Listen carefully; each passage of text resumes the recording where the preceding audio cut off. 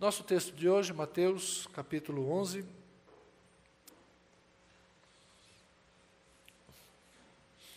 O conhecido verso 28, seguido do 29 e do 30. Evangelho de Jesus Cristo, segundo Mateus, capítulo 11, versos 28 a 30. Venham a mim todos os que estão cansados e sobrecarregados, e eu lhes darei descanso. Tomem sobre vocês o meu jugo e aprendam de mim, pois sou manso e humilde de coração, e vocês encontrarão descanso para as suas almas, pois o meu jugo é suave e o meu fardo é leve.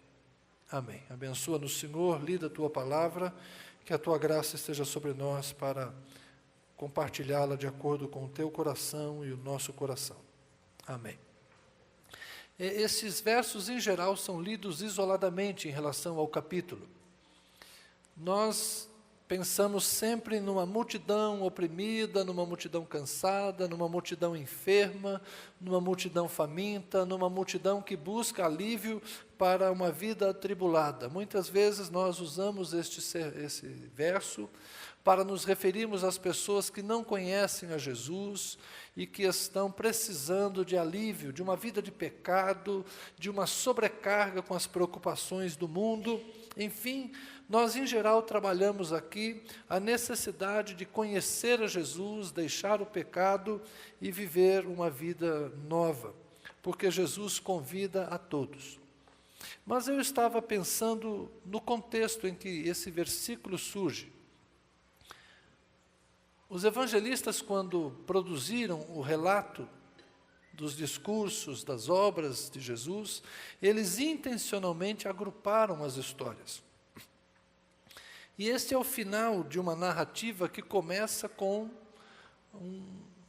o envio de alguns mensageiros da parte de João Batista, que vem perguntar a Jesus se ele é o Messias ou se eles deveriam esperar outro. Esses versos concluem uma narrativa que começa num ambiente de dúvida. João Batista está em crise. João Batista está preso. O profeta é enviado por Deus para ser o precursor do Messias, aquele que viveu uma vida de santidade, uma vida diferenciada. Ele se apartou da religiosidade do templo de Jerusalém, ele não se vestiu de linho, ele se vestiu de um tecido rústico, ele não comeu dos sacrifícios que eram oferecidos em Jerusalém, porque ele entendia que aquele culto era espúrio. Ele estava ali como um profeta para denunciar que não havia sentido mais naqueles ritos. Ele passou a se alimentar de gafanhotos e mel silvestre. Ele foi um profeta de Deus que denunciou a liturgia profana, até mesmo podemos dizer, de Jerusalém. Deus não tinha prazer naquele culto e João Batista veio denunciar que era preciso arrependimento. Arrependam-se, porque perto está o juízo. O fogo está vindo aí. Aquele que vem após mim tem às suas mãos um machado, e ele cortará todo ramo que não der fruto e vai lançar no fogo. Ele separará toda a palha e jogará no fogo. Então, o fogo profetizado por João Batista não era poder do Espírito Santo, era juízo iminente sobre uma população que parecia adorar a Deus, mas que na verdade não tinha arrependimento, contrição, quebrantamento no coração. Esse profeta está em crise, porque Jesus não parece preocupar-se com a prisão dele. Jesus parece não estar implantando o reino no mesmo ritmo que João Batista gostaria. E então ele manda mensageiros a Jesus, perguntando: és tu mesmo? Uma sociedade que despreza os profetas estava desprezando mais um. João estava no cárcere. Esta sociedade incrédula merecia um profeta como João, merecia um Messias como Jesus. Aquela Jerusalém não reconheceu o profeta e aquela Jerusalém não reconheceu o Messias, e é nesse ambiente de incredulidade que vai surgir esse verso: venham a mim, os cansados, sobrecarregados.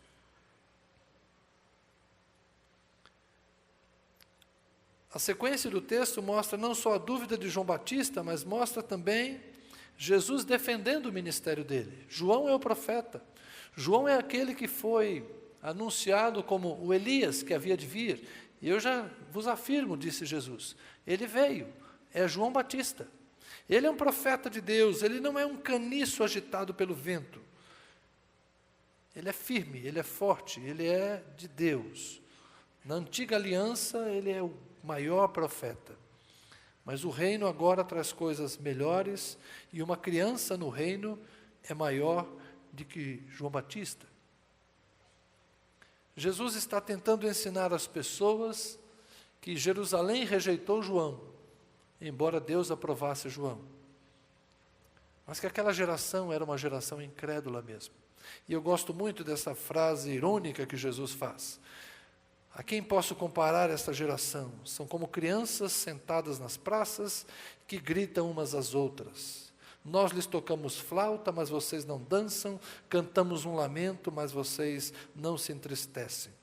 Veio João que não comia nem bebia, vocês dizem que tem demônio. Vem o Filho do Homem que come e bebe, vocês dizem que ele é um comilão, um glutão e um beberrão, amigos de publicanos e pecadores. Jesus diz da impossibilidade de agradar aquela geração incrédula. O estilo de vida ascético de João não agradava. Ele era isolado demais, puro demais, santo demais. O estilo de vida de Jesus não agradava. Ele é comum demais. Ele come junto com os outros, ele bebe junto com os outros, ele está no meio de todas as pessoas, ele é comum demais. Como é que a gente pode agradar essa geração?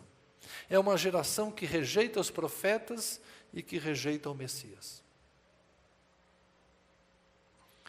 Como agradá-los? Eles não se alegram nas músicas festivas, não choram quando cantamos lamentos. E mais ainda, Jesus lança uma imprecação sobre 3 cidades da Galileia que viram muitos milagres: Betsaida, Corazim e Cafarnaum. Jesus diz que até mesmo Tiro e Sidom, cidades fenícias, ou mesmo os antigos poderiam ter mais arrependimento no coração se tivessem visto os milagres que Jesus fizera em Corazim, Betsaida, cidade de Pedro e Cafarnaum. Cidades impenitentes, nem os milagres os faziam reconhecer quem era o Messias. Incredulidade. É nesse ambiente de crítica à incredulidade quanto a João Batista, de crítica à incredulidade quanto a ele mesmo, que Jesus então ergue os olhos para os céus e diz: Te louvo, Pai, Senhor dos céus e da terra, porque escondeste estas coisas dos sábios e cultos e as revelaste aos pequeninos. Sim, Pai, pois assim foi do teu agrado. Todas as coisas me foram entregues por meu Pai. Ninguém conhece o Filho a não ser o Pai, e ninguém conhece o Pai a não ser o Filho, e aqueles a quem o Filho quiser revelar. Venham a mim, todos os que estão cansados e sobrecarregados.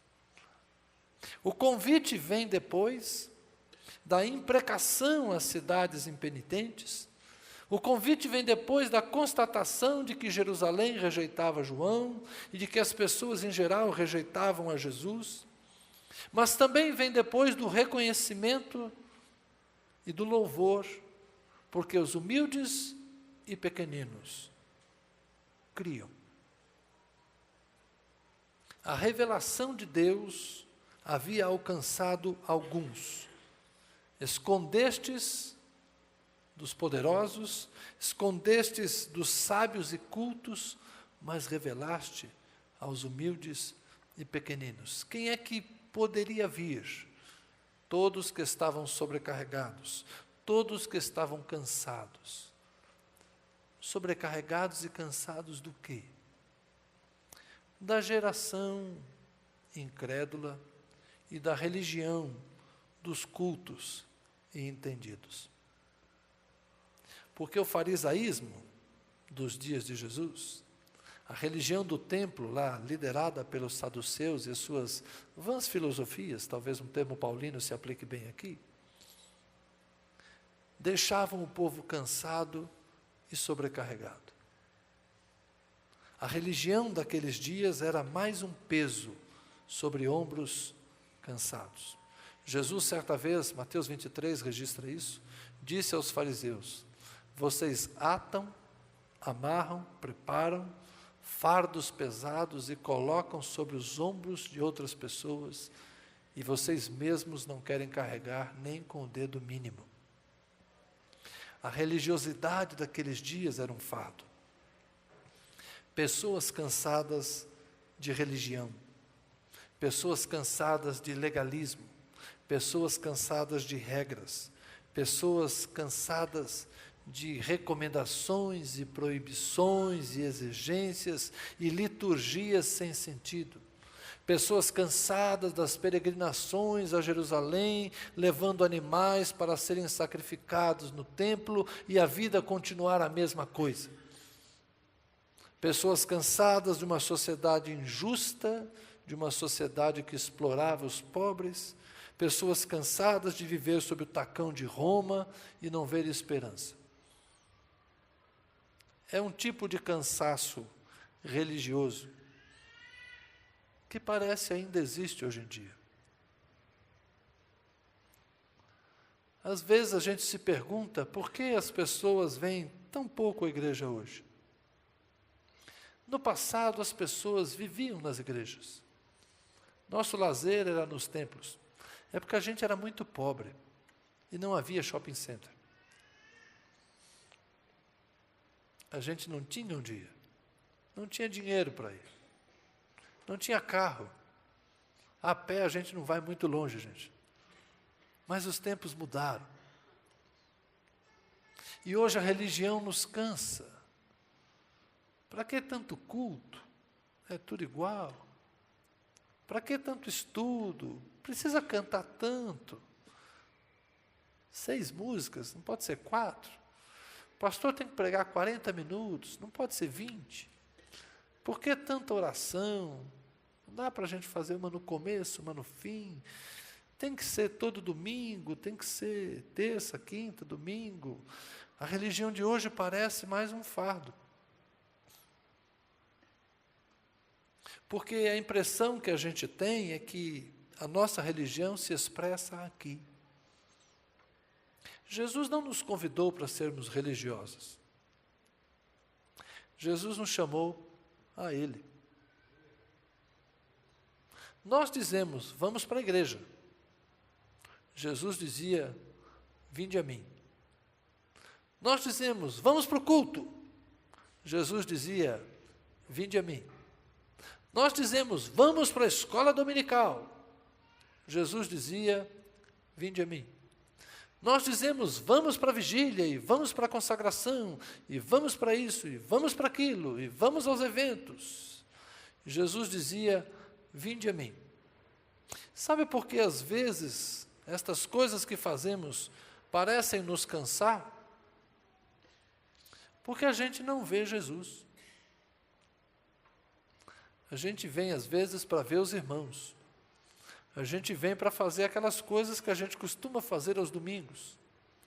E nós transformamos a fé cristã em algo muito parecido com o que era a religião do templo.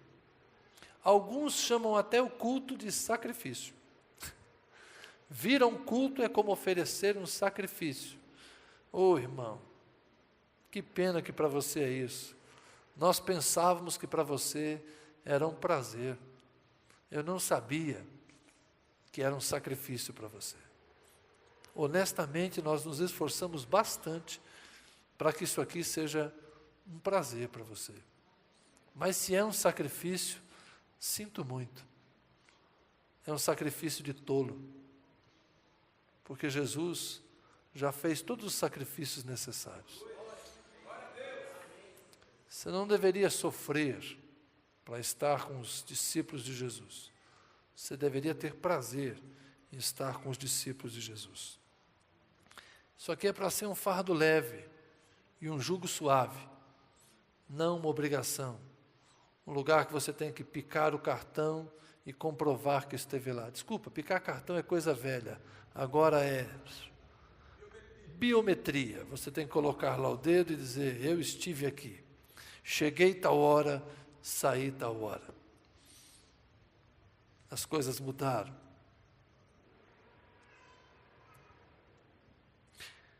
Os cansados e sobrecarregados da religião não querem mais ser cobrados. E eles têm razão. Porque nós criamos tantas coisas, tantas obrigações e tantas expectativas. Mas hoje as pessoas não estão dispostas a viver debaixo de pressão. A orientação para todos nós é relaxa, não estressa, se livre das coisas que te estressam muito. Por isso o convite de Jesus é para que a gente vá a Ele. E aqui uma preocupação para mim e para todos vocês que comigo conduzem essa liturgia e de alguma maneira nós estamos à frente disso aqui. Nós temos que mostrar Cristo, para que quando as pessoas venham, elas vejam Cristo. Os nossos louvores têm que mostrar Cristo. As nossas orações devem levar a Cristo. E as nossas pregações devem levar a Cristo. Eu poderia pregar algumas coisas para dizer que os irmãos têm obrigações. Nós temos que sustentar essa casa, então vamos pregar sobre o dízimo. Nós temos que manter a igreja cheia, então eu poderia pregar sobre fidelidade congregacional. Você tem que ser fiel na sua congregação, que está lá em Hebreus, ninguém se ausente. Eu poderia pregar sobre roupas, eu poderia pregar sobre costumes, e pregar de alguma maneira que levasse a você a compreender que você tem que estar aqui. Isso é o que boa parte de nós religiosos fazemos. Nós criamos uma igreja, dizemos que Deus nos deu um ministério, que Deus nos deu uma visão, que Deus nos deu uma proposta, e então agora nós estamos aqui compartilhando essa proposta, essa visão com os irmãos, e os irmãos agora também têm que ser fiéis a esta visão, e você vê o tempo todo o pastor cobrando o rebanho, e o rebanho cobrando o pastor, e fica aquele negócio de todo mundo cobrando todo mundo, para ver se a gente faz uma coisa que funciona. Mas Jesus não criou nada disso. Jesus não quis criar mais fardos, mais cargos. Ele não construiu um templo e ele não formalizou um clero. Ele apenas disse, venham a mim. Mas será que a gente consegue viver um evangelho sem fronteiras assim? É como ter uma casa sem muros. Nós hoje nos sentimos seguros numa casa sem muros, com portas sem trancas, com janelas que se abrem facilmente. Você se sentiria seguro num ambiente assim hoje? Não, com certeza não. A nossa segurança hoje está sempre pondo limites, pondo fronteiras e fechando as coisas. O que eu estou dizendo para vocês é o contrário. A nossa vida em Jesus deveria ser a coisa mais livre, mais despretensiosa, mais desobrigada, de nós estarmos aqui apenas por causa do nosso amor uns pelos outros e do amor em comum que temos por Jesus.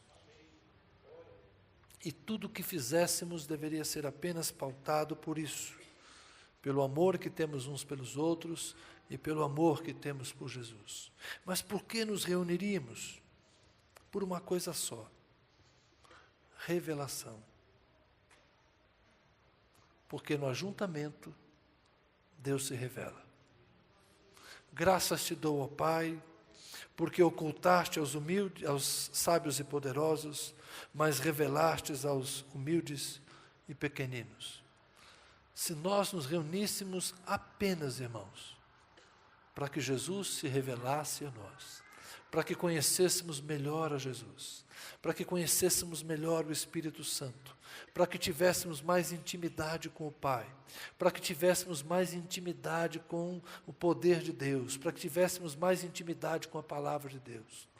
Se nós nos reuníssemos apenas para isso, para nos sentirmos mais perto de Deus, estando perto dos filhos de Deus, para nos sentirmos mais inteirados de qual é a vontade de Jesus, andando com pessoas que procuram fazer a vontade de Jesus. As nossas fronteiras seriam absolutamente livres, qualquer um poderia entrar e sair, as nossas casas não seriam muradas, todos seriam bem-vindos, a nossa mesa sempre deve estar posta, todos podem comer. Sempre há um quarto de hóspedes preparado para receber um estrangeiro. Sempre há uma provisão para atender um peregrino.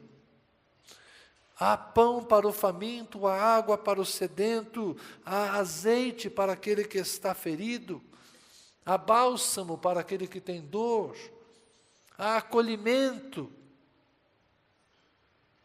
Tudo porque o que estamos procurando entre nós é só uma coisa: a revelação, o conhecimento de Jesus Cristo. Ninguém conhece o Filho a não ser o Pai, ninguém conhece o Pai a não ser o Filho, e aqueles a quem o Filho quiser revelar. Nós nos reunimos apenas para conhecermos a Deus, e para que Deus se revele em nós, por meio de nós. É bom virmos para buscar uma bênção. Nosso Deus é abençoador. É bom virmos buscar um milagre, nosso Deus é poderoso para fazê-lo. É bom virmos para cantar. Cantar faz bem e louvar a Deus é algo, é uma recomendação, é quase um mandamento. A gente deve fazer isso de bom grado. É bom nos reunirmos para discutir a Bíblia e trocarmos ideias sobre as coisas que fazemos. Mas tudo isso só faz sentido se realmente a cada reunião nós nos sentirmos mais perto de Jesus. E percebemos o caráter de Jesus sendo modelado em nós. Percebermos que estamos ficando cada vez mais parecidos com Jesus. Quando eu disse que vocês têm me modificado ao longo dos anos, ou que Deus tem me modificado convivendo com vocês ao longo dos anos, é porque eu tenho uma sincera expectativa que eu esteja ficando não apenas mais velho, mas mais parecido com Jesus. E eu gostaria de que cada um de nós tivesse essa mesma percepção de si mesmo.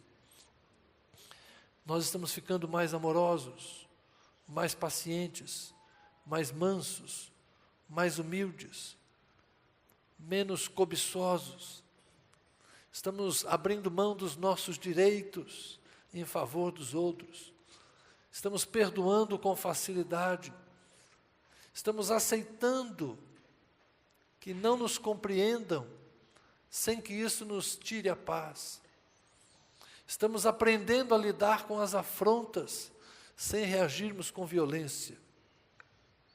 Estamos aprendendo a lidar com as contrariedades, sem que isso nos faça infelizes. Estamos nos tornando melhores, mais parecidos com Jesus. Estamos nos tornando pacificadores. Estamos aprendendo a falar a verdade, sempre, em qualquer circunstância. Estamos sendo cada vez mais sinceros, mais verdadeiros, mais autênticos. Parecer-se com Jesus é inspirar-se no modelo do mestre Galileu, que viveu uma vida simples, sem ostentação, sem a presunção de querer dar ordem aos outros. Como podia alguém com tanto poder ter uma atitude de servo?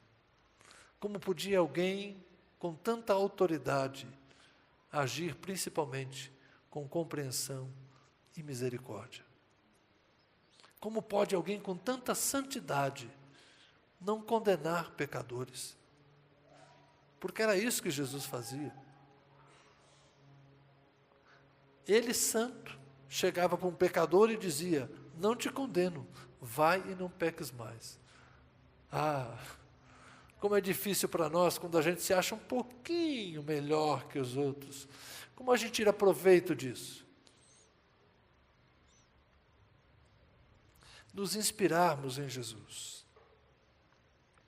O convite é para todos. Venham a mim todos, cansados e sobrecarregados, eu lhes darei descanso. Peguem sobre vocês um jugo leve, um fardo suave, e aprendam de mim, disse Jesus, que sou manso e humilde de coração, e vocês encontrarão descanso para as suas almas. Irmãos, este deve ser um lugar de descanso. Que você vem para alimentar sua alma, para alimentar seu coração, ficar parecido com Jesus e voltar para casa, feliz e alegre, porque aprendeu algo novo da parte dele. Eu oro para que a gente se torne uma igreja acolhedora o suficiente para representar bem Jesus Cristo a todo aquele que vier buscá-lo entre nós. Que quando a gente estiver reunido, Jesus se revele a mim e a você. Vamos orar.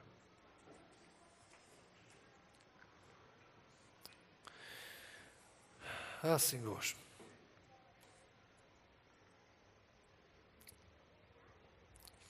essa vida corrida que vivemos, de fato, nos faz pensar que o Senhor gosta desse ativismo, que o Senhor gosta de correria, que o Senhor gosta de muita falação e muitas ações. Nós nos enganamos, Senhor, pensando que és um Deus apressado. Tu tens a eternidade. Somos a geração do instantâneo. Queremos tudo pronto, transformações imediatas. Queremos milagres. Como se pudéssemos entrar em uma máquina, em uma sala escura e sairmos dali outra pessoa. Gostamos de ver as transformações que se faz por fora. Maquiagem, Senhor, cortar o cabelo, mudar a roupa, lente de contato. Ah, tantos filmes ensinam isso, Senhor. Da menina desengonçada que fica bonita, do rapaz desajeitado que se torna um galã. Mudar por fora é fácil, Senhor. Mas mudar o coração, mudar a mente, mudar a alma, mudar o interior de um ser teimoso como eu. Isso é um processo que demanda tempo, Senhor. Mudar-nos, transformar-nos, até ver Cristo formado em nós.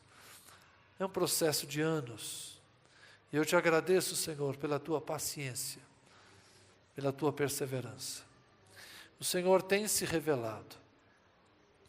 Não na religião formal, não na religião das regras e das leis, mas o Senhor tem mudado os nossos corações, por meio da ação suave do Teu Espírito Santo, que nos quebranta quando somos confrontados, que nos transforma, Senhor, quando somos humilhados. Obrigado, Senhor, porque não nos modificas nos momentos de sucesso. O Senhor nos transforma nos momentos em que parecemos fracassar. Mas é um fracasso aparente, Senhor, porque ali surge a fé, ali surge a coragem, ali nasce o homem, ali muda a história. Obrigado, Senhor. Obrigado porque somos uma igreja que pode experimentar coisas novas e celebrar coisas antigas. Pode olhar para frente sem esquecer do lugar de onde viemos. Obrigado por sermos uma igreja que tem consciência de si mesma, mas também tem consciência de Deus e sabe do que Ele é poderoso para fazer. Ouvimos o convite, Senhor, e estamos aqui. Viemos para ser ajudados. Revela-nos o Pai, Senhor. Revela-te a nós. Mostra-nos o Pai, Senhor. Mostra-te a nós. Sem que isso nos pareça um fardo. Sem que isso seja cruz. Mas que seja apenas um jugo suave sobre os nossos ombros. E uma caminhada que fazemos com alegria. Puxando o arado, sem olhar para trás. Ajuda-nos, Senhor, a entendermos que os mistérios da fé são para as pessoas simples, que as coisas profundas do Espírito são para os humildes, e que as riquezas da graça de Deus estão reservadas para aqueles que o temem. Ajuda-nos a entender, Senhor, que as coisas do céu são do céu, mas há lampejos delas aqui na terra. E nós podemos percebê-los com esperança, com convicção, na certeza de que um dia seremos aquilo que nos está prometido. Um dia o que é corruptível se revestirá de incorruptibilidade, e o que é mortal se vestirá de imortalidade, e aquilo que ainda é pecaminoso se revestirá de santidade extrema e plena. Um dia seremos tal qual é o nosso Senhor. Mas hoje estamos aqui, Senhor, nesse tempo de já e ainda não, dos sinais do reino que ainda não é pleno, da certeza da salvação que ainda não está consumada, da plena transformação que ainda é um processo. Aqui estamos nós, Senhor, tentando ser Cristo, numa terra que mata os profetas e rejeita o Messias, tentando ser Cristo no meio de uma geração incrédula, mas que nós não sejamos religiosos cansados de fardos humanos, mas sim discípulos atraídos pelo amor de Cristo. Que nenhum de nós, Senhor, reclame das coisas simples que nos pedes, amar-te e amarmos-nos. Que seja esse o nosso deleite, que seja esse o nosso prazer, que seja esta a nossa escolha de vida, o nosso caminho. Amar a Deus, amarmos-nos uns aos outros, amar o próximo. Seja isso, Senhor. Amém. Que Deus te abençoe.